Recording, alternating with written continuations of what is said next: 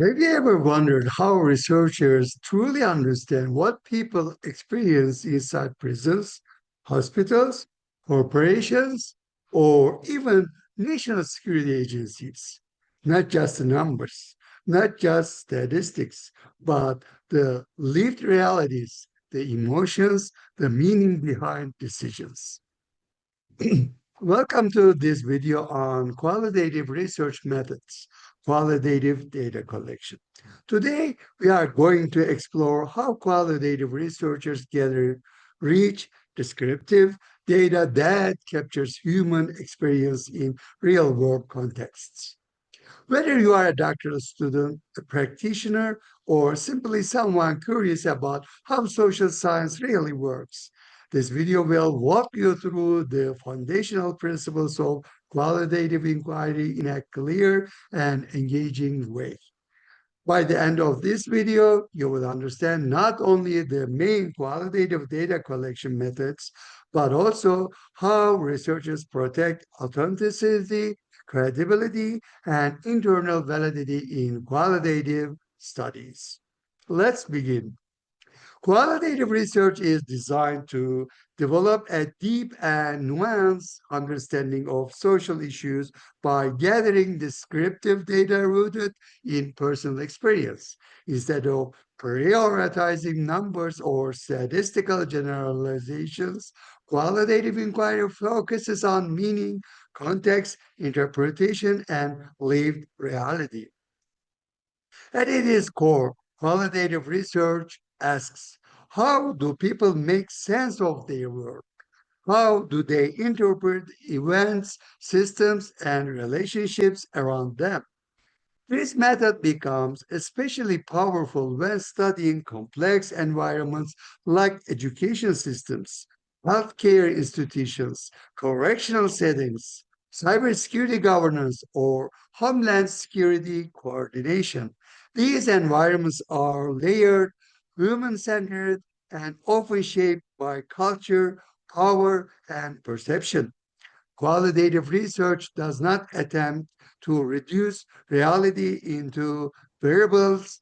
Instead, it seeks to understand reality from the perspective of those living within it. Qualitative inquiry is grounded in the belief that reality is socially constructed. That means meaning is not fixed. It is shaped by culture, language, relationships, and personal history. Researchers must therefore enter the field with openness, reflexivity, and ethical awareness. They do not simply extract data. They engage with participants. They listen. They observe. They interpret. The design of a qualitative study requires careful alignment between the research question, the theoretical framework, and the method of data collection. Using the wrong method can distort meaning or limit insight. This is why qualitative data collection is not random. It is strategic, intentional, and deeply connected to purpose. There are several primary tools qualitative researchers use to gather data: semi-structured interviews, focus groups, participant observation, informal interviewing, document and artifact analysis. Each method provides a different lens for understanding social reality. Some focus on individual meaning, others examine group dynamics, others immerse the researcher directly into natural settings. The choice depends on the research goal.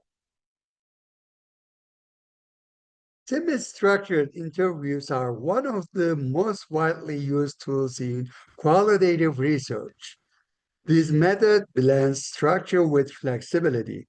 The researcher prepares guiding questions in advance, but remains open to probing and exploring unexpected themes that arise during conversation. Why is this powerful? Because Real insight often emerges in the spaces between prepared questions. Open ended prompts allow participants to explain their experiences in their own words. Researchers can then follow up, clarify, and dig deeper. This format is especially useful when studying leadership, decision making, organizational behavior, or sensitive professional environments where nuance matters. Flexibility in interviewing allows researchers to capture complexity. Imagine interviewing a correctional officer about institutional culture. A rigid checklist might capture procedures, but a semi structured conversation can reveal informal norms, power dynamics, emotional stressors, and ethical tensions. Flexibility creates room for authenticity. It also allows participants to feel heard rather than interrogated. Qualitative interviewing is not about extracting answers, it's about facilitating meaningful dialogue. Focus groups typically involve 6 to 12 participants engaging in a moderated discussion around a specific topic. Unlike interviews, which center on individual perspective, focus groups highlight social interaction. Participants respond to each other, they agree, they disagree, they define ideas collectively. This method is particularly effective when researchers want to explore shared norms, collective identity, or organizational culture. The data does not just come from what is said, it also comes from how ideas are negotiated within the group.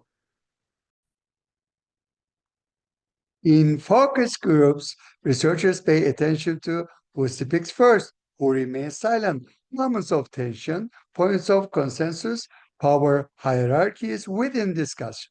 Meaning is constructed socially, and focus groups allow researchers to witness that process in real time. However, group settings may limit disclosure and sensitive topics. This is why method selection must align carefully with researcher goals. Participant observation involves entering a natural setting and observing behaviors, routines, and interactions as they unfold. The researcher may take on a role ranging from complete observer to active participant. This approach is common in ethnography, organizational studies, education, healthcare environments, and community research. Observation captures what people do, not just what they say they do.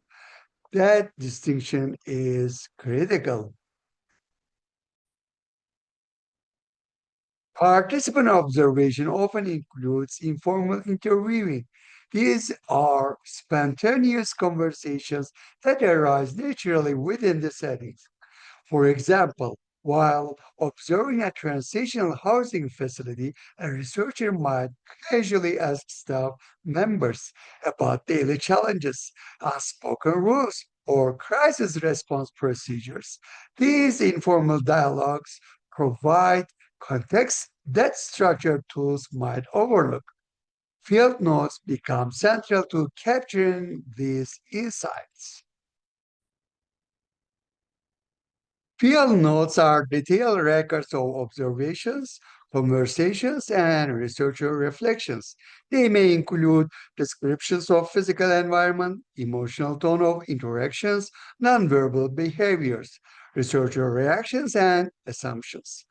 Reflexivity is essential. Researchers must examine how their presence, identity, or biases influence the data. Authenticity in qualitative research depends on self awareness. Qualitative research does not rely on statistical validity. Instead, it emphasizes credibility, authenticity, and trustworthiness. Researchers strengthen internal validity by triangulation across multiple data sources. promote engagement in the field, member checking with participants, transparent documentation of analytic decisions. These strategies reduce distortion and strengthen interpretive integrity. When using interviews or focus groups, recording ensures accuracy.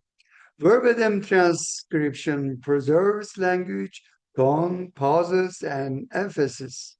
Nonverbal cues such as hesitations, laughter, or silence often carry meaning and must be documented in field notes. Data security and confidentiality are critical. Ethical safeguards protect participants and maintain professional integrity. Qualitative data collection is both methodological and ethical. Semi-structured interview capture deep individual meaning. Focus groups reveal collective interaction. Participant observation uncovers contextual and behavioral patterns. Each method has strengths and limitations. Many researchers combine methods to enhance credibility and produce a richer understanding of complex issues. There is no single best method. There is only the most appropriate method for the question. This course emphasizes practice. Students will engage in interviewing exercises. They will conduct mock observations. They will learn to capture field notes systematically. Qualitative research is not learned through theory alone. It requires embodied skill development, listening without interrupting, observing without imposing, interpreting without distorting. These are professional competencies that develop through disciplined practice. In a world saturated with metrics and dashboards, qualitative research reminds us that human experience cannot always be quantified. Policies affect people, systems shape behavior, leadership influence morality. Qualitative data collection allows us to see beneath surface trends and uncover the lived realities that numbers cannot reveal. When done rigorous and ethically, qualitative research contributes to more informed policy, more responsive leadership, and more authentic understanding of social complexity. Thank you for joining me in this video on qualitative research methods and qualitative data collection.